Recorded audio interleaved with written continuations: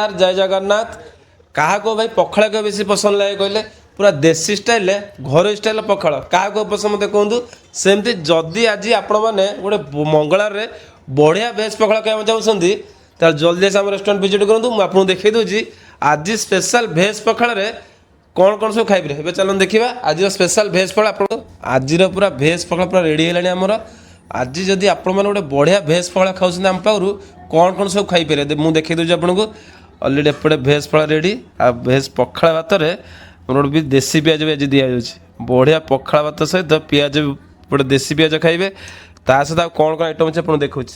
एपटे देखते गोटे छतु पोड़ा चटनी पोड़ा हो बढ़िया आम सब फेमस आइटम तार टमाटो पोड़ा चटनी अच्छी आलू पोड़ा चटनी अच्छी आंब चटनी अच्छी बड़ी चूरा अच्छी सागर बरा अच्छी कखार फुल पिठू अच्छी पणस पिठू अच्छी छुआड़ी बसा भजा भी अच्छी ता सहित छतु भजा भी खाइबे ता सहित गोटे बढ़िया सालड भी पाइबे चिप्स भी खाइबे कलम सागर भजा खाइबे दही बाइगण खाइबे बंधाकोबी भजा भी खाइबे आज गोटे बढ़िया भेज पखाड़ खाइबार अच्छी ना जल्दी आम रेस्टोरेंट विजिट करूँ पूरा देसी स्टाइल घर स्टाइल पखाड़ खाइबे